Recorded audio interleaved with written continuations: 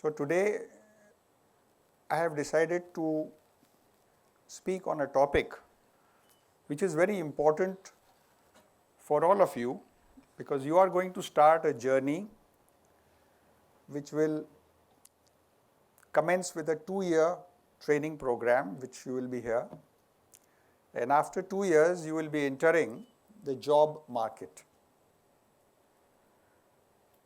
So this is a journey in which you must know the type of environment which you will be facing when you enter the job market, because a lot of things have changed over the time. I was comparing my journey as an MBA student. The first time I finished my regular MBA 2-year degree course, I started in 1977, exactly 49 years ago. Subsequently, of course, I did many advanced management courses, but besides that, I was just thinking that what was the situation in 1977 and what is the situation today? So much has happened, so much has changed, and as you all know, the only permanent thing in life is change. But to understand change is important. Why it is important? Because when you enter the job market, you should know the type of environment which you are going to face, the type of requirements you would be asked to stand up to, the type of skills which will be demanded from you. So today's talk will be about the journey from information deficit to knowledge overload. We have moved from an area, from a time, from an era where information was difficult to acquire. And as I said, in 1977, and those of us who have done their degree courses in the 20th century, that is till 1999, and those of us who have done post 2000 onwards, there is a vast difference.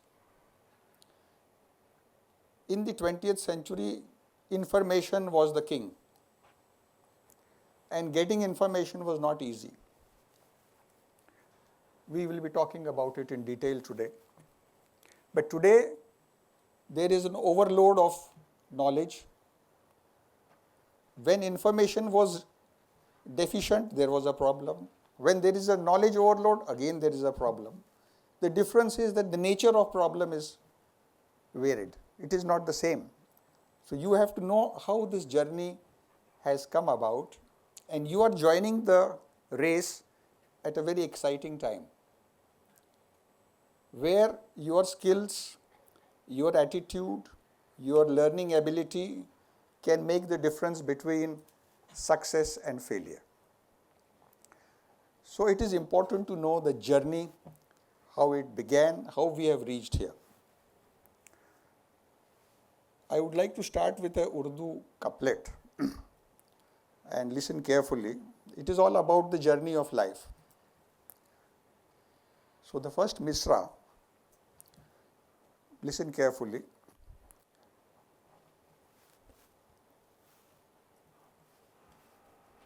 I just want to, this is a,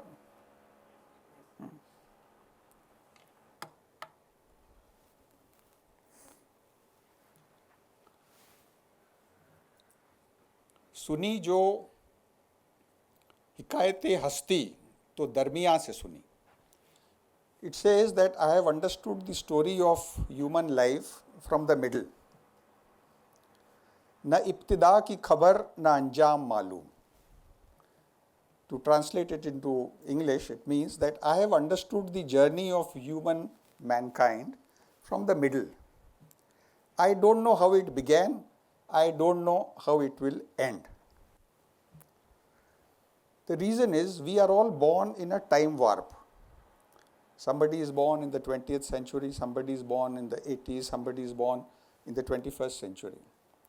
So you know the period in which you have lived. But it is important to know the period before that, how you have reached here. That would give you an idea as to what is going to happen next. So with this, we will start our journey, which is your journey, and what all is going to happen in the next 10-15 years of your journey.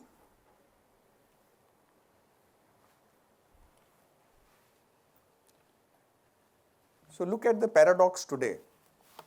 You have to run faster in today's rapid changing times just to remain on the same spot. Try to absorb this. You have to run faster just to remain on the same spot. To give you an analogy, all of you have been to a gym. You have seen a treadmill? Yeah, I would like some responses also. I might ask some questions also. So what happens in a treadmill? Do you travel from point A to point B? The treadmill is moving, and in order to remain on the treadmill, what do you have to do? You have to keep moving, but you don't go anywhere. If you stop moving on the treadmill, what will happen? This is what is exactly going to happen in your careers, because it is not only moving forward, just to remain on the same spot, you have to run faster. Why? Because the demands are changing, the atmosphere is changing, the government policies are changing, the technology is changing, everything is changing. So, suni jo dastane hasti. You have to know how we came here to be able to appreciate where you are going.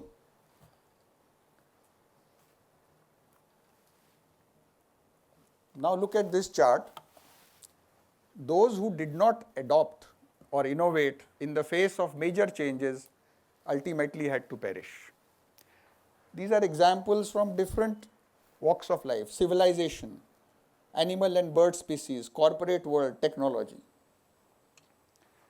All of you have heard about the Mayan civilization. Is it there nowadays? It has perished. Which continent was it? Anyone? Anyone? Don't worry, even if it is. The Aztec, the Mayans, which continent? Yes, please. Correct. Good. Why it perished? Read that. Those who adopted, they survived. Those who could not adopt, they perished. Then the Roman Empire, one of the most powerful empires. It was BC period, of course. During the peak of the Roman Empire, they controlled the entire Europe. They controlled North Africa. They reached Scotland and above that. That was the extent. Turkey. That was the extent of the Roman Empire. What happened? What brought them down? Read that. It was invasions, corruption, and all the problems of keeping a united political front. So today we don't have the Roman Empire. But there are certain empires which still exist. I will talk about it. Animals and species who could not adopt. Dinosaurs. Do you have dinosaurs now? Where have they gone? Extinct. Why? Because of not being able to adapt. But there were some animals and birds of the same period. They are still there. We'll talk about it. Why they are still here? Because they adopted.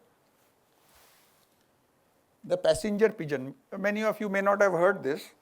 This was a beautiful bird found mostly in North American continent, Americas to be more precise.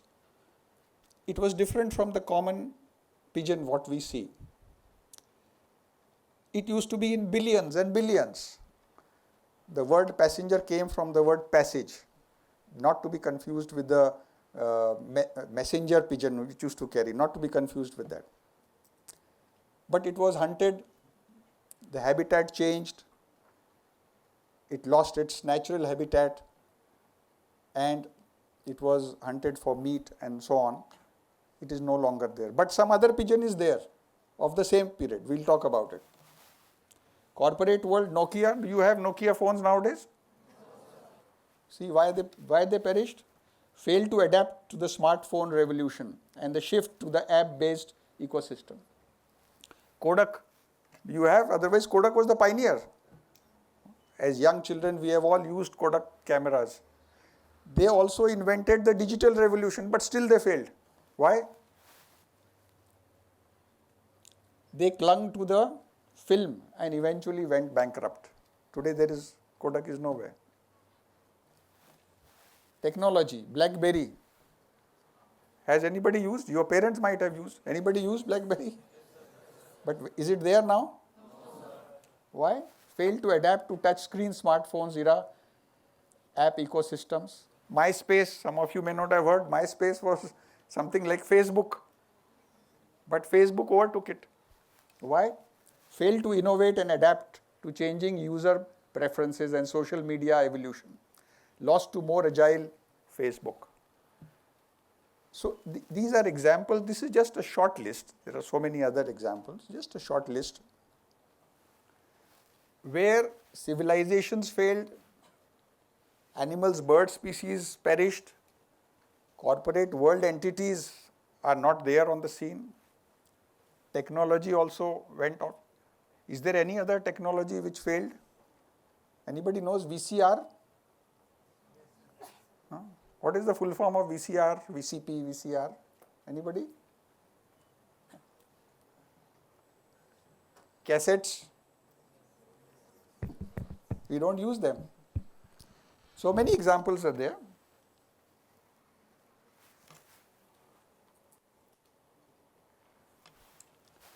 And look at this example. Those who adapted and or innovated in the face of change survived and thrived. Ancient Egypt.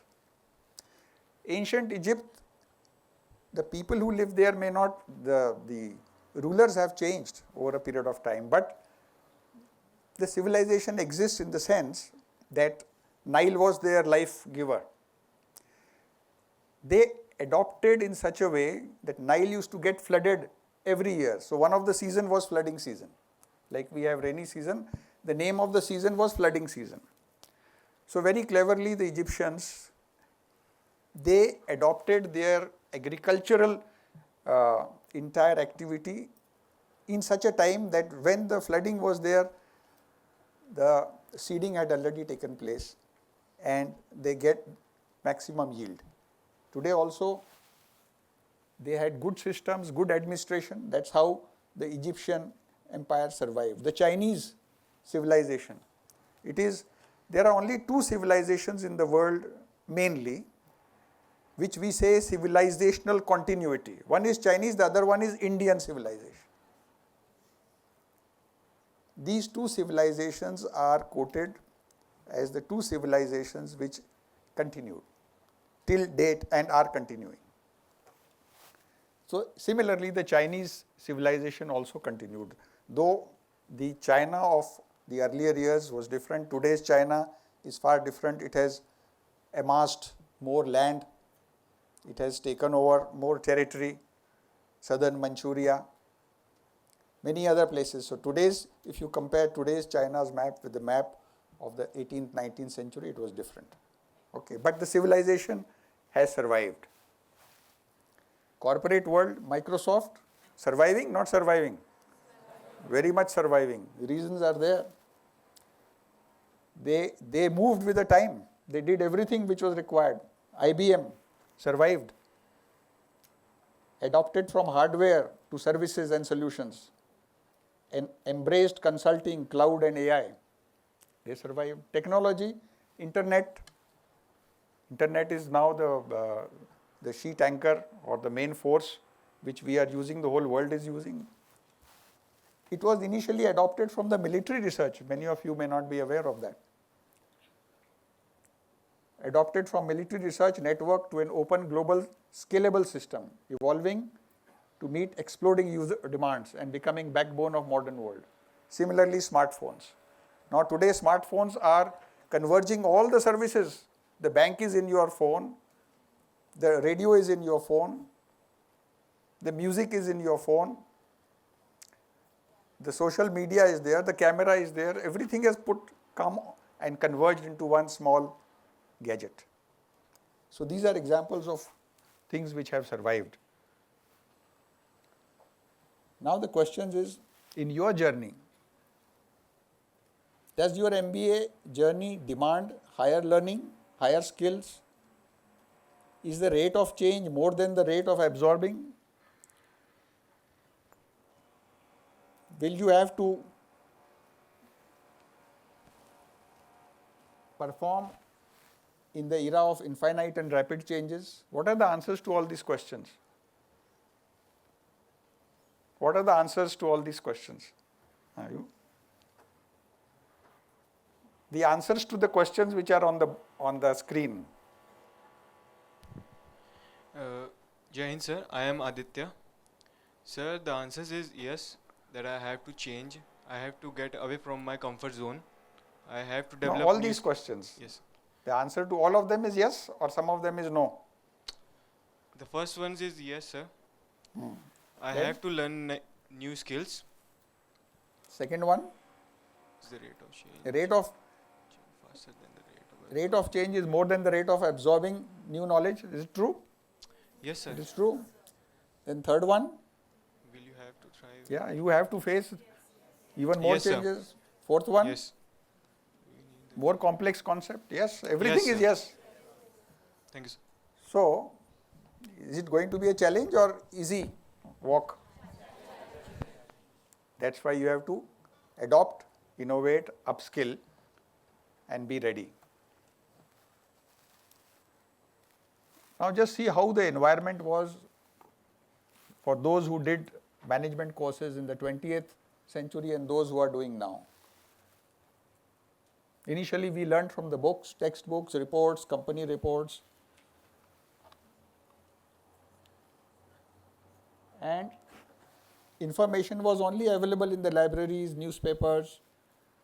The career paths were stable, the technology was stable, government policy was stable. But today what's it is, 21st century, what is the environment? AI, machine learning, data analytics, sustainability in a fast-paced landscape, digital marketing, global supply chain, all of it is different than what it was in the previous century. Yes or no? So you will be facing this one or that one? 21st century and things even more than this. It's not just this, many more changes. Now have a look at this chart. This chart is from the World Economic Forum, IDC, International Data Corporation. It is about the global data created, captured and consumed. 1 zettabyte is equal to 1 trillion gigabytes. 1 trillion gigabytes, 1 zettabyte. Now just see in how it has gone. In 2010, it was 2 zettabyte, then 4.4, then 33, then 59, then 74, 130, 175, 181 last year. 1 trillion is how many crores? Anyone? 1 trillion is how many crores? You tell me. How many crores are there in 1 trillion? Sometimes we don't, the Western people don't use this phrase crore, but we use that. How many crores in 1 trillion? Yes.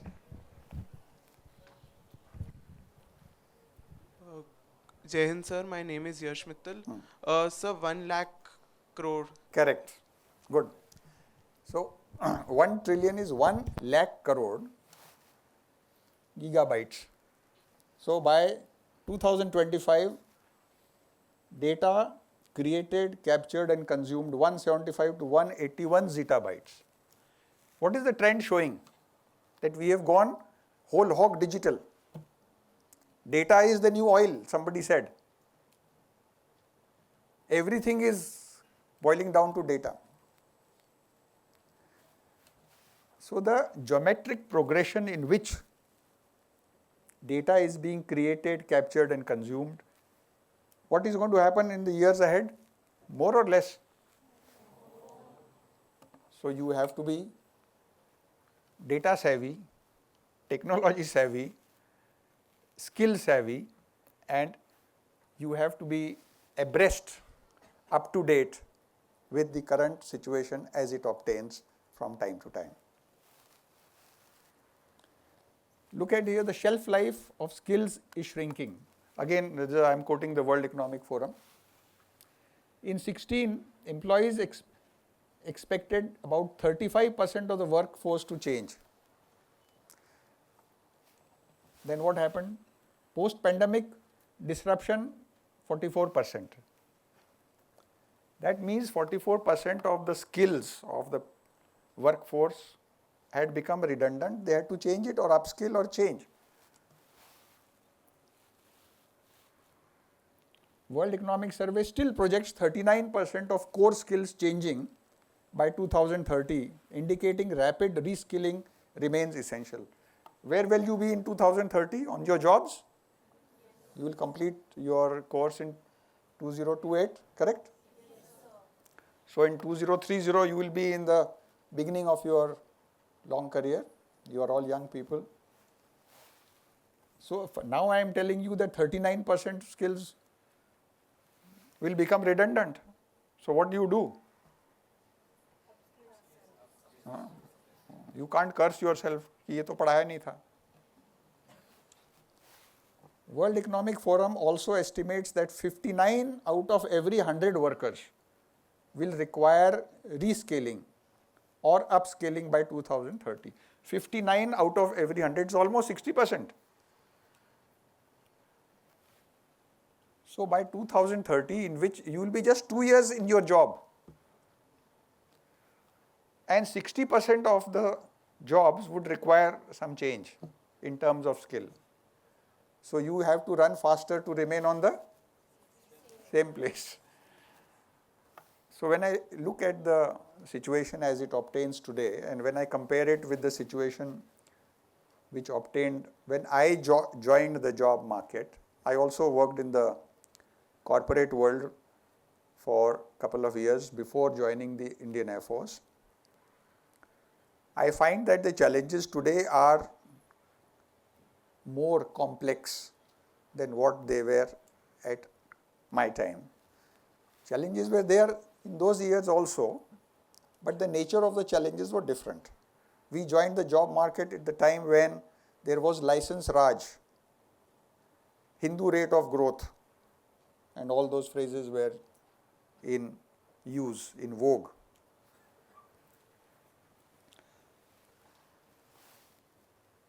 What are the, no, let me, have I missed any slide? No. Technological explosions in the last 40 years. Let me go that side also. So this is what has happened over the decades. Internet, World Wide Web, global positioning system, all of them have come, the years are written in front of them. Smartphones, cloud computing, DNA alteration, blockchain technology, AI, agentic AI, generative AI, robotics, brain computing interface. There are gadgets which are embedded in your brain. Already it is happening, particularly in the medical field, these things are happening. IVF, designer babies. Anybody knows the full form of IVF? Yes.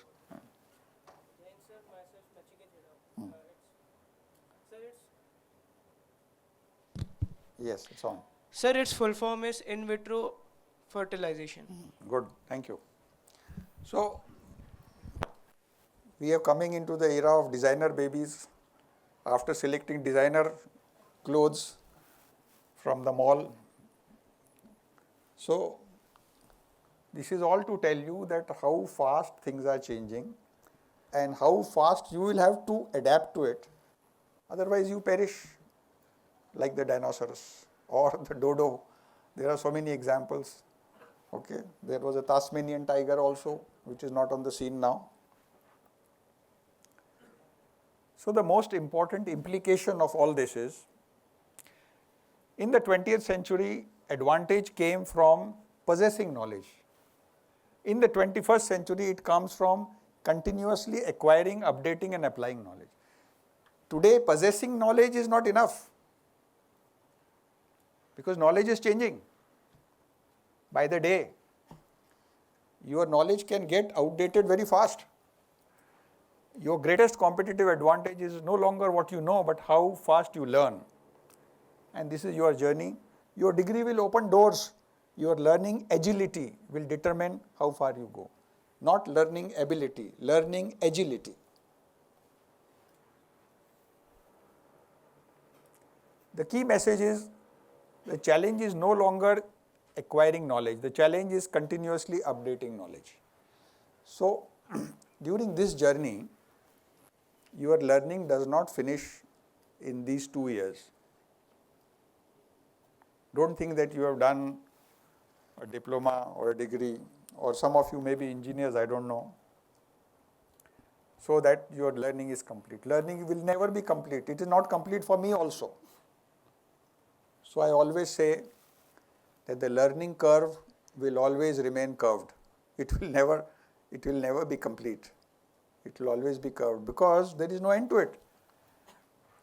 And you have seen the examples of how civilizations, technology, features survived in the face of rapid change by innovating.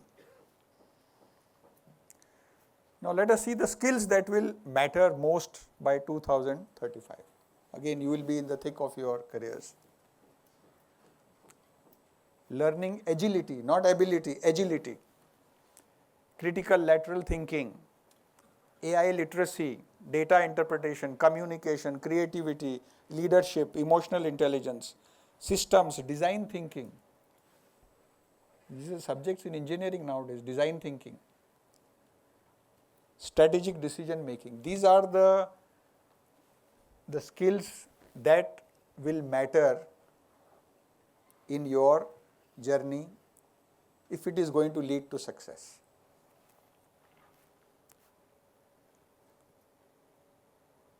Some of them can be, the theory part can be known from books, but most of them are to be practiced, experienced, absorbed and learnt on the job.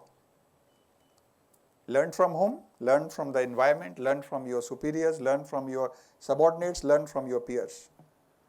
It's not as if you have to learn only from the people above you.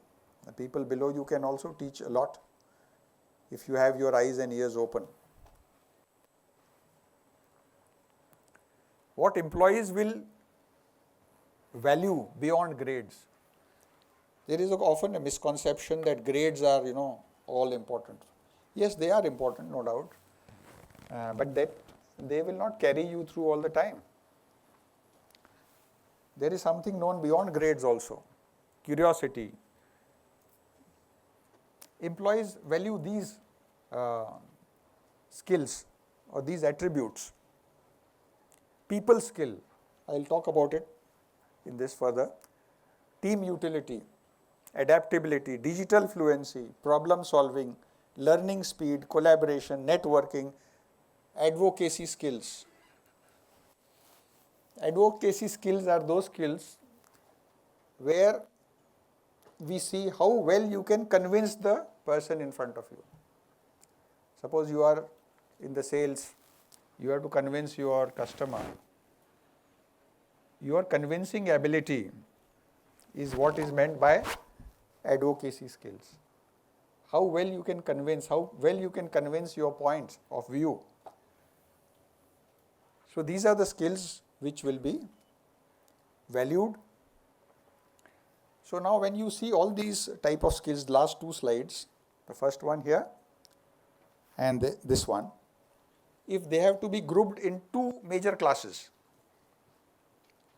There are so many, but I am just grouping them in two classes, just two main classes. The first is professional skills or your domain skills, and the second is soft skills, people skills or power skills. There are three words which are used, and all of them mean the same thing.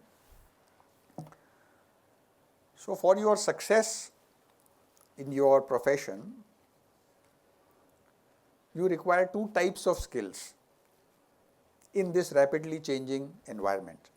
The first type is your domain or your professional skills, by which is meant, suppose you are a IT engineer, you are a mechanical engineer, you are an electrical engineer. Nowadays engineering also is different, it's all a mix.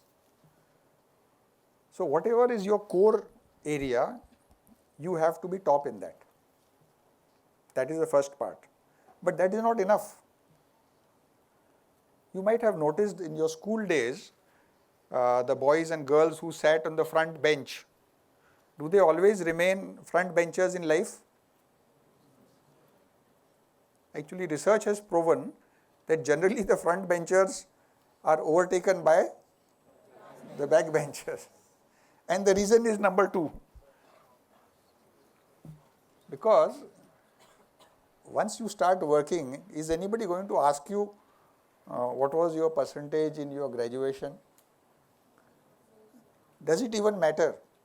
But it did matter. I am not trying to downgrade the importance of that. It does matter. But there is a time when it matters. But you can't carry it forward.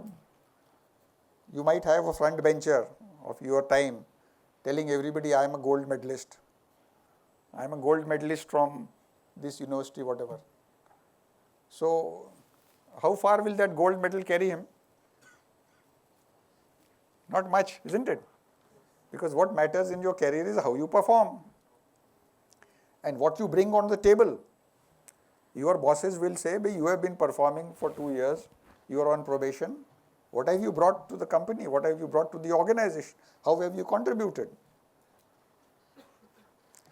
So these are the two areas you have to focus on during your entire journey. And your journey is already started.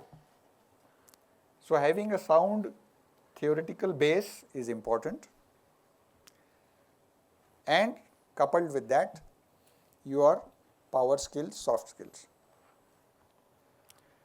The World Health Organization has suggested these are the skills. The World Health Organization has done some work in this area. I am just giving you a small list which is advocated by them. And this is as per the current times.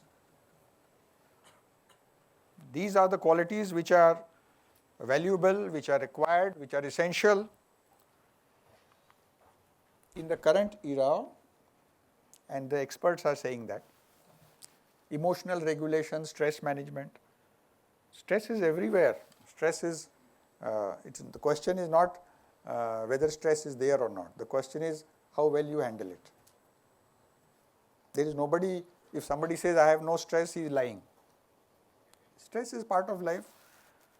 So you have to be friends with the stress. It will not trouble you. So these are the soft skills which are important in today's time. Problem solving, decision making, communication, supportive relationship, resilience, coping with adversity, empathy, social awareness. These are the skills which are important. So we have an association known as the Association of Adolescents and Child Care in India. It has got a pan-India, chapters are there, and we go to educational institutions as members. Most of 99% are doctors in this. I am associated with this only as a psychologist and counselor. So we go there and we try to sort of tell them about the problems of adolescents. Each age has got its problems, you see. You are all adolescents and all of you are born after 2000, correct? There is nobody who is born before that. On the contrary, I think most of you will be 1920, 21. So you are in the what we call technically young adults, and that it is a very generalized sort of definition by WHO. So adolescents 10 to 19, young adults 14 to 24. So there is an overlap between adults and adolescents. So a lot of changes happen. These are important, we see that. So these are you can classify the soft skills now, further classification, thinking skills, social skills, negotiation skills. The third one again very important. In the thinking skills you have self-awareness, critical thinking, creative thinking, problem solving, decision making, planning. Under social skills you have interpersonal relations, communicating, teamwork, empathy, negotiating skills, managing feelings, resisting peer, family pressure, assertiveness, advocate. All this will be taught to you at some point in this course. So I am just giving you an outline, because I can't teach you professional skills. I am not an engineer myself, so I can't teach you engineering if some of you are. Okay. My area of specialization in management is HR. And let me tell you something interesting. When I did my MBA, the word HR was not in existence. The word used was personnel management. So I did my specialization in 77, 78 in personnel management. But when I did other management courses in my service, maybe 20, 30 years later, there were many subjects which did not exist. Subject like supply chain management, it did not exist in the 70s. By the time you come of my age, there will be subjects which don't exist today. Was prompt engineering existing 5 years back? All of you have heard prompt engineering? So it is taught. Why prompt engineering is important? Can you tell me please? Yes? We can hear you, no problem.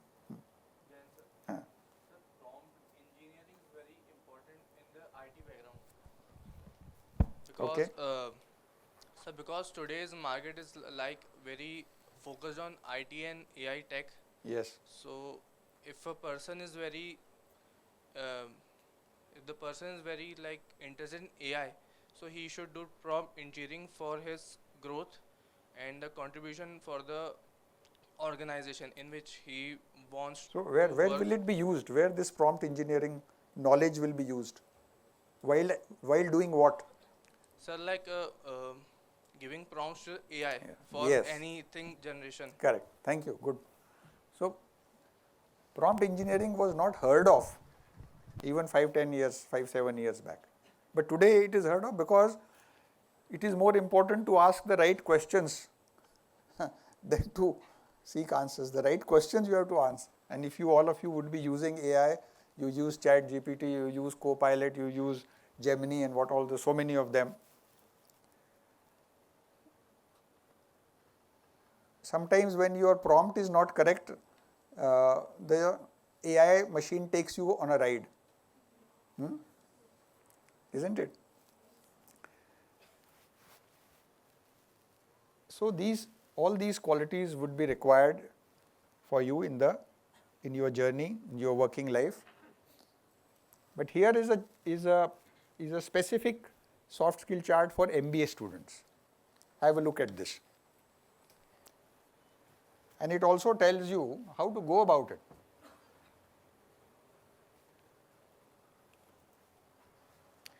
Six essential soft skills for every MBA student must build. Communication skills. I don't have to actually emphasize this because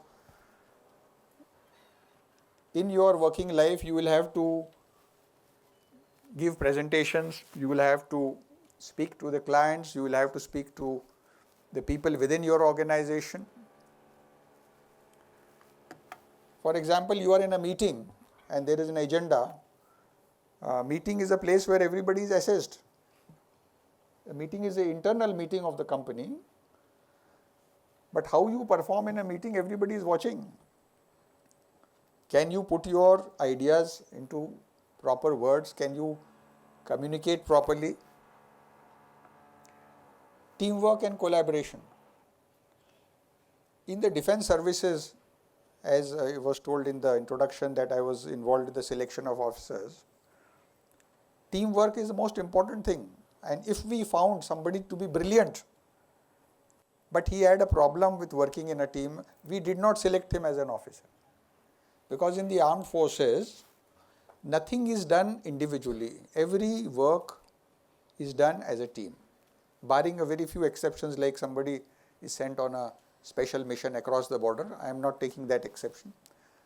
Everything is done as a team. So you have to be able to work, contribute, and be a good teammate. In order to be a good leader, you have to be first a good teammate. Only then you can be a good leader. In the Air Force also, whenever we have technicians working on different aircrafts, different systems, we have something known as a gang. Gang is not in that derogatory sense, but gang is of more than one technician who works on an aircraft. Why do you think on the aircraft there is never a single person working on an aircraft? What could be the reason? बताइए आप, नहीं आपके पीछे जो बैठा है.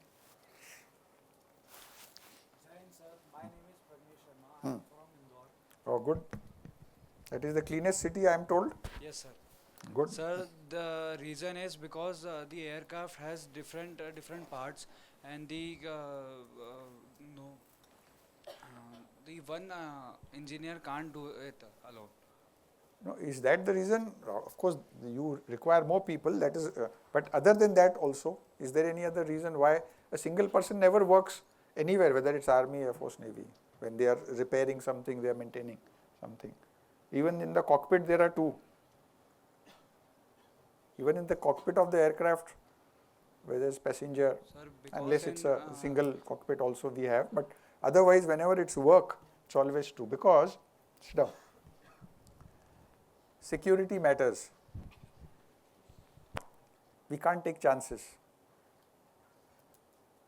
When somebody can get radicalized or whatever, and secondly, it may be an act of omission or commission. There are always two people, there are always a team. So teamwork and the same work goes in the civil sector also. You have to be a good teamwork and a collaborator. Adaptability. We have been talking about adaptability all the time. Time management, emotional intelligence, problem solving.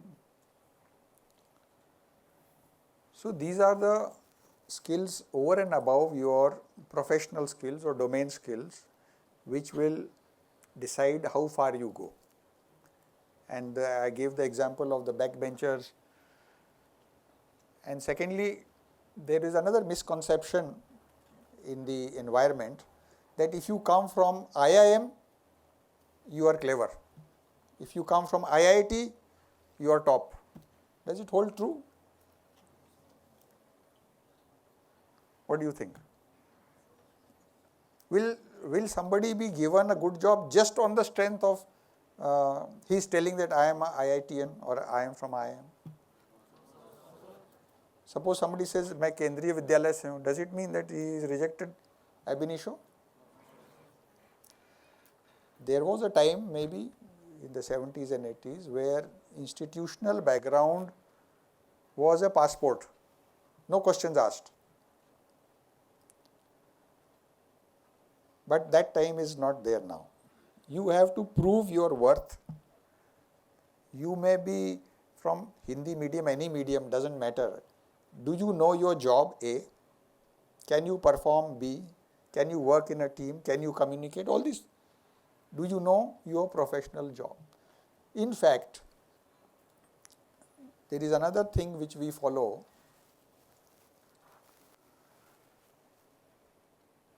Train for skills. Look for attitude. You see, skills can be trained. If you are falling short in your domain knowledge or domain skills, in any case when you work, the practical work is different from theoretical, what you learn here. Can attitude be trained? It's a question I am asking everyone. Anybody can answer. Can attitude be trained by somebody? Changing the attitude is the more difficult part. But changing your professional skill is easier. Suppose you are a mechanical engineer and you are put on a new machine system or new assembly line which you have not worked on. Can you learn it after working for some time under somebody's guidance? But if your attitude is that of a selfish person, will it change so easily just because somebody says so? So in psychology also we say that attitude is generally difficult to change, and attitude matters a lot, because when you are working in a team, attitude matters a lot. Attitude can also change, provided you want it to change, or there is some life event which makes you change that. Okay. In everybody's friend circle, just think about your friend circle, all of you in your mind, there will be at least one person, one friend of yours, who thinks too much of himself. But the group knows कि वो इतना खास नहीं, but अपने को ज़्यादा समझता है. You have, generally we all have in our friend circle one person, at least one if not more, who thinks too much of himself. But actually he is not that great. So this is just an example about attitude, because sometimes we over-assess ourselves, and the reverse can also be true. But the point is, you have to have a positive attitude, you have to have an open mind attitude. Okay. So these are the emotional intelligence again, because there is a lot about EQ. This is again just an outline. You will be taught all these things during your 2 years. There will be more lectures, specific lectures on this, and I am just giving you an outline. Now creative thinking is something which is spoken a lot about in today's world. It is also known as out of the box thinking. It looks beyond direct experience, explores alternatives, understands consequences, responds adaptively. But I want to give you one example of creative thinking. Creative thinking and lateral thinking are exactly not the same, but they are interconnected. So lateral thinking is a subset of creative thinking, you can say. One example I will give you. In the US, there was a 14-year-old boy. Some of you would have heard about it. His name was Suvir Manchandani. He gave one suggestion to the federal government in the US. What was that suggestion? Anybody has read about it? About saving the ink on the official documents and saving paper. Anybody has heard about that? The United States federal government was spending millions and millions on paper for their government documents. This boy, obviously Indian, Suvir Mirchandani, he told the government, suggested to them, please change the font to a slimmer font. Like you have seen, italics is slimmer, bold is broader. I don't remember exactly which font he suggested. That font which he suggested was thinner than the font which was in use, by which even the size of the paper required was less. So he calculated the saving of some 46 million US dollars by just doing this small thing. Was it a creative thing? Nobody would otherwise imagine by just changing font you can save millions of dollars. Another example of creative intelligence, in a company manufacturing toothpaste, they found that the sales were not going up and they were sort of stagnant, because one tube lasts how much? Toothpaste? काफ़ी लंबा चलता है ना toothbrush. So some bright person like you, one of you, suggested something which is very simple and yet very effective. He suggested to change the diameter of the nozzle. There is a nozzle from where he suggested change in the diameter of the nozzle by a fraction of a millimeter, which increased the sale by 10-15%. What will happen if the diameter of the nozzle is increased? So every day when you press the toothpaste, inadvertently, without knowing, you are using more toothpaste. So obviously it will finish fast, then the replacement will be faster. So this is how, creative, there are many other examples. Actually, even work from home was a creative suggestion. Now it is a compulsion, that's a different thing. Originally, it came about as a out-of-the-box solution, and the solution was for traffic management. Because if people work from the house, the vehicles will not be on the road. Today it's a different situation. Critical thinking is different than creative thinking. Critical thinking is very formalized, step by step, where you separate facts and myths, ability to analyze information, experience in an objective manner, reorganize, access the factors which influence attitude and behavior, such as media, peer. So critical thinking is looking at a problem from all directions. Okay, whereas creative thinking is challenging the assumption itself and finding a solution which is not directly connected to the problem. So all this will be covered at some point in your course here. Both of them, critical thinking and lateral thinking, contribute to decision making and problem solving. So as I told you that when you join an organization, you have to be useful to the organization. You can't be a passenger in an organization. How you can be useful? By having good professional skills and by having good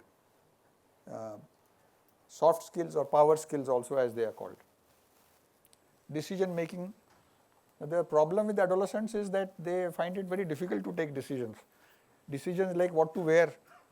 Sometimes because in adolescents and young adults there is always this anxiety, not depression, anxiety is something temporary. One should not rush to conclude that you are having depression. Depression is something much more deeper and much more serious, which requires intervention. But anxiety is, I got up late today morning. That also causes anxiety. So in decision making, young people are anxious whether their decisions would be correct or not. And they could be anxious about very small things also, like you have. Just see the example here. Somebody's got a pimple on his face, so he doesn't want to attend the party because there is a pimple on the face. Yes, such things do happen. But when you are working in an organization, you have to take bigger decisions than what you should wear or not wear. So here, again, this decision making is also an art which does not come in the classroom. It comes on the field when you start working, when you experience. Okay, and there is something known as gut feeling. Have you heard this? Sometimes your gut tells you ki go ahead. जो भी होगा देखा जाएगा. And sometimes the gut is right. And research says something interesting, but on a different, it's an aside, that the gut is the second brain. It has been proved medically that gut is the second brain actually. A lot of things, bodily things which happen, illness, discomfort, stress, originate from the gut. And that's why this word gut feeling came into being. So to conclude, rapid changes will continue in our work environment. The first thing I told you is that change is the only permanent thing. It will continue. During my 7 odd decades, I will be completing 70. I have seen a lot of changes. You will also see a lot of changes. And the pace of change, the nature of change will be more complex, faster, and the ramifications or the criticality or the effect of the change would be far reaching in your time than what it was in my time. But I have our generation has seen both the times in a sense. So we are grateful for having witnessed it.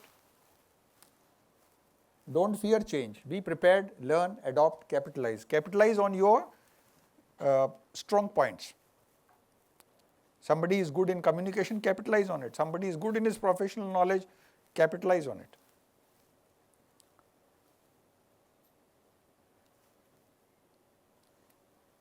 Creativity, ingenuity, leadership will always remain on top. The learning curve will always remain curved. It is just a quotation which I have made, because normally they say learning curve means you are still learning, still learning.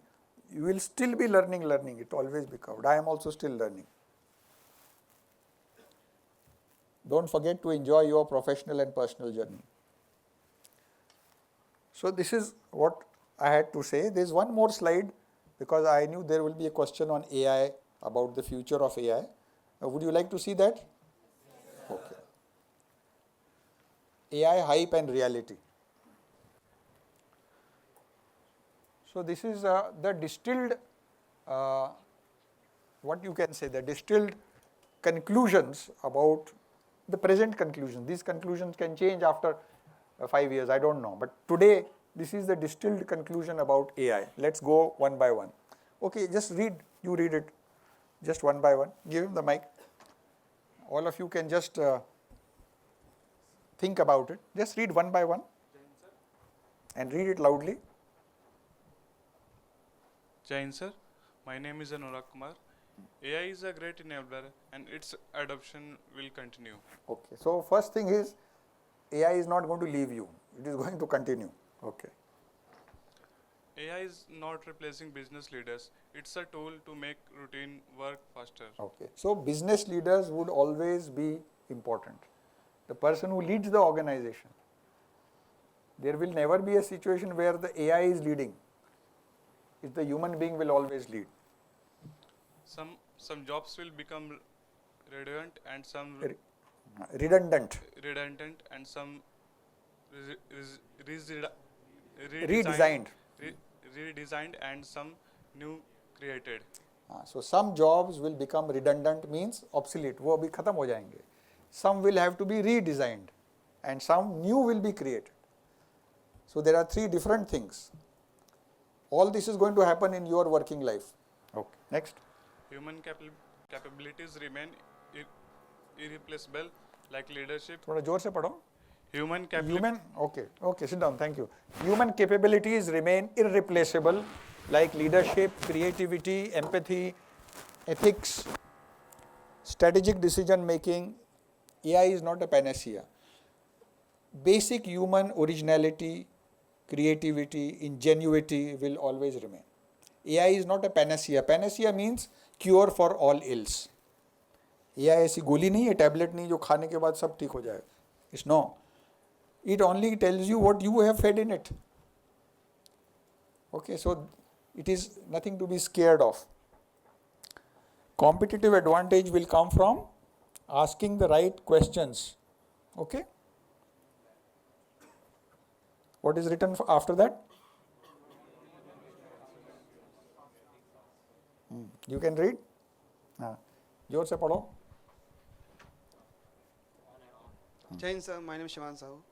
Competitive advantages will come from asking better questions, not merely getting faster answers. Next.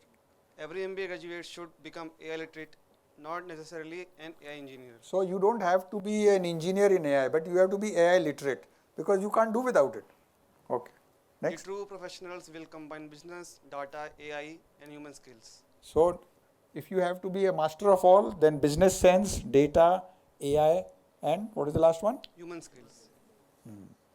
Avoid Yes. AI anxiety, focus on AI adaptability. Yes, thank you. The last one is important. Avoid AI anxiety. Because there is an anxiety that AI is going to take away my job. Some jobs will become redundant, but some new jobs will also come. If you want to ensure that your job does not become redundant, you have to keep abreast with what changes in technology, working systems, government policy, environment, all these things are happening. If you keep abreast with it and you keep prepared, you should not be adversely affected by the change in the job profile or the job design. You should always be available to serve and prosper. So this is what I had to share with you today. Questions are most welcome. Yes, please. Sir, about the attitude part which you explained, I wanted to ask, there were many such situations where I found myself, when I'm a basketball player, so Okay.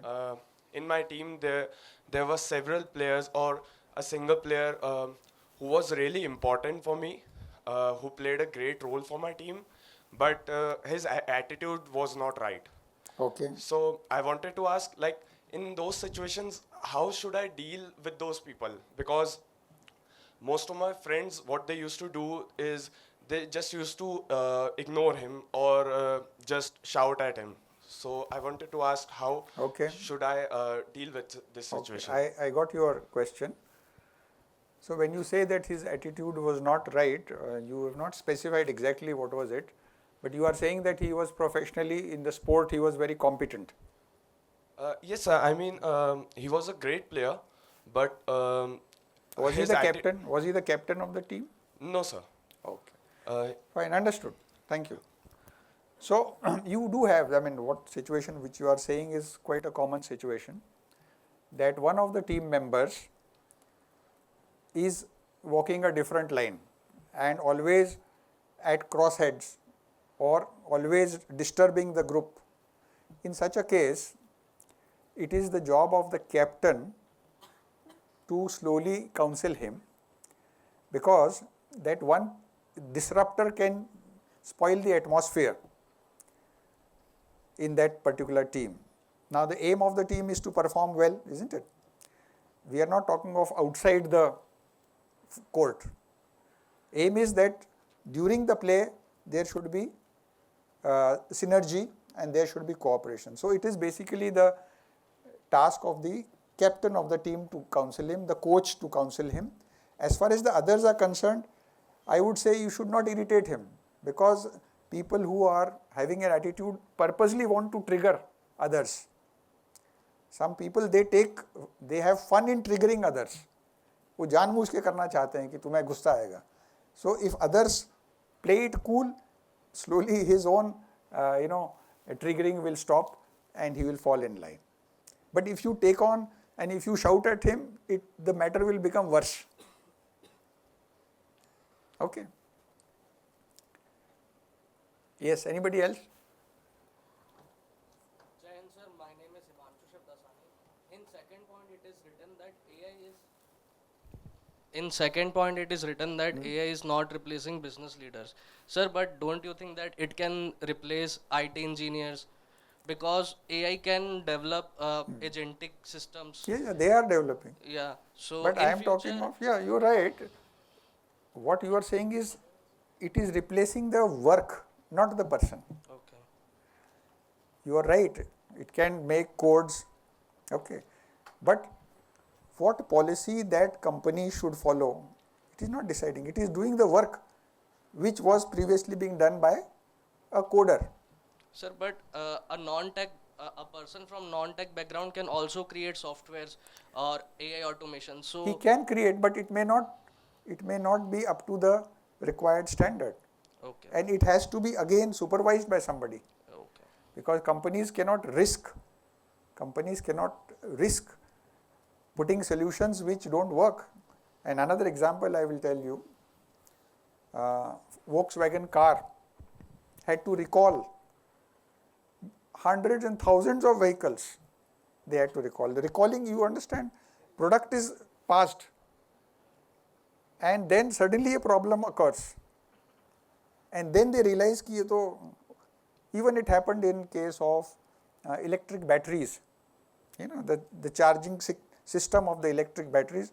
Many of the two-wheeler batteries what was happening to them? bursting and creating fire. So somewhere the circuitry was a problem. Somebody had not applied his mind or not tested it. Sit down.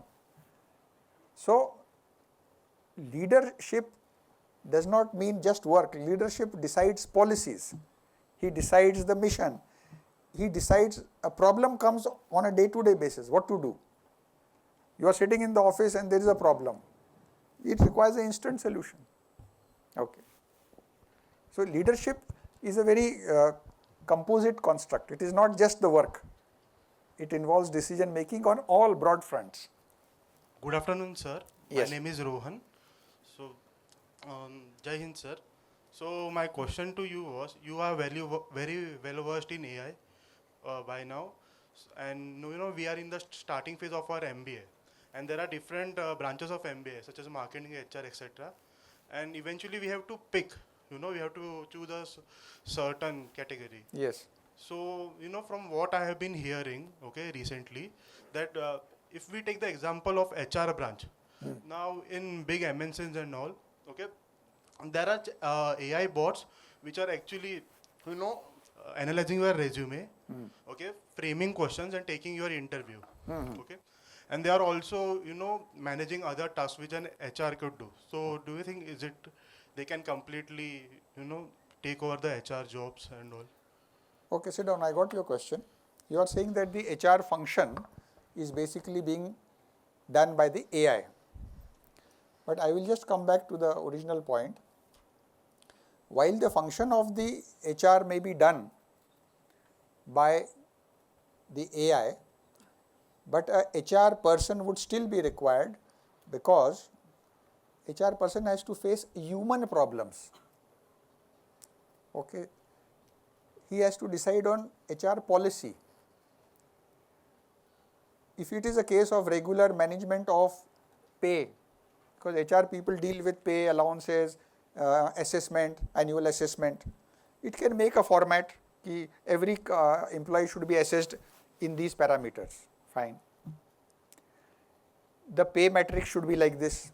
Promotion policy should be like this. But the type of problems which come in HR are not limited to these set of things. They could be totally different problems on a day-to-day basis. An employee says that I refuse to relocate. I am telling you a practical thing. The company wants a person at place X. The employee says he is a valuable employee, very valuable employee. He says I am not willing to locate to place Y. I am here only, I am happy here. It's the HR related problem. Will the AI give a solution? The company has to decide either they accede to his request and let him remain in this office. He is a good worker, mind you, or force him to go there and face the risk of his leaving the company. Is AI going to take a decision on that? I can't. The problems are very many, very complex, very interdependent. But yes, for routine work, AI is wonderful. But there is a downside to the AI which I would like to tell all of you.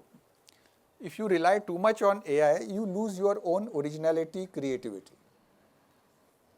And a stage will come where even writing a simple letter, you require AI. And later in your life, when you reach 70s, 60s, 70s, you may have to face dementia. You know what is dementia? What is dementia? Bataiye. Anybody, what is dementia? Tell me. Yeah, dementia is a mental illness where you lose your cognition. तुम लोगों को पहचानना भी मुश्किल कर देते हो. You might see some elderly people in our family. We will all have, because it is a wasting of the brain cells. The simple rule of brain is use it or lose it. ये rule, simple rule है, and it holds valid in every age. Use it or lose it. If you stop using your brain, one day the brain is going to leave you. Would you like to go there in that path? So AI is an enabler, but not everything. It cannot replace. There is another issue about, more advanced issue I am telling you, which is not in this because it was a different type of issue. The issue is many people feel the AI bubble is going to burst.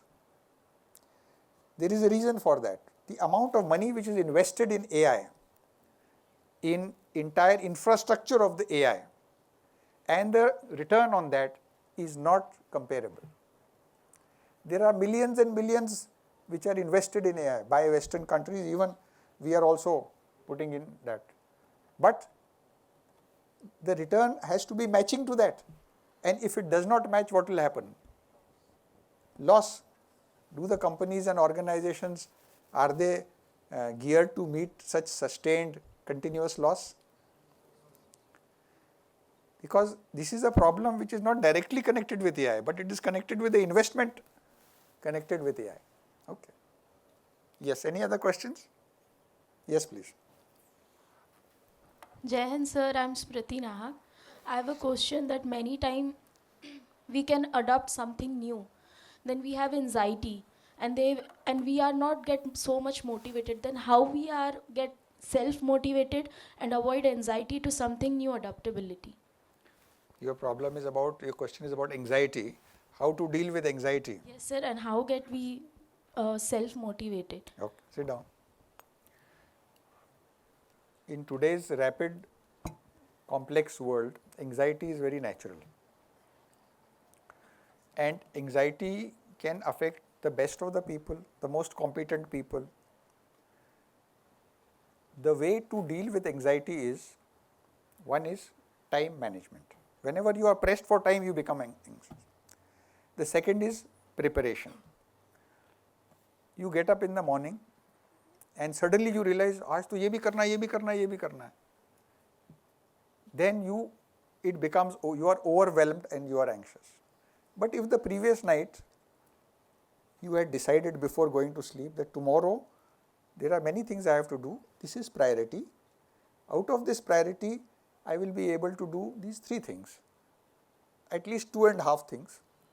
Mentally you have made a note that tomorrow my target is A and B, and maybe I will start C. Next day, you will not worry about D and E and F. Why? Because you already decided. But if you don't plan, if you don't prepare, if you don't manage your time properly, anxiety will be there. And then by thinking about it, you are increasing your anxiety. So this is a very simple way I told you. And but it can't come in one day. You have to practice it. एक दिन में कुछ नहीं होता. You have to train yourself.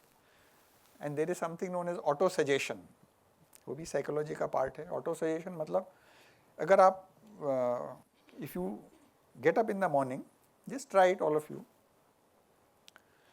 पहली सुबह उठते ही आपको लगता है यार आज का दिन मतलब भारी लगने लगता है कि अभी तो शुरुआत ही हुआ है, but so first thing, just smile yourself, not at anybody else. Just smile. Looking at the window, smile. Just by smiling yourself, you feel it's not so bad after all. I will manage. So it's basically how you sort of auto-suggest to yourself. Sometimes we are guilty of increasing the difficulty level of a simple problem ourselves. Problem इतना बड़ा नहीं, अपन खुद ही difficulty level बढ़ाते by worrying about it, by being anxious about it. Okay. But I would like to know about the technological changes and how you have to prepare. Are you convinced that you have a tough job on your hand?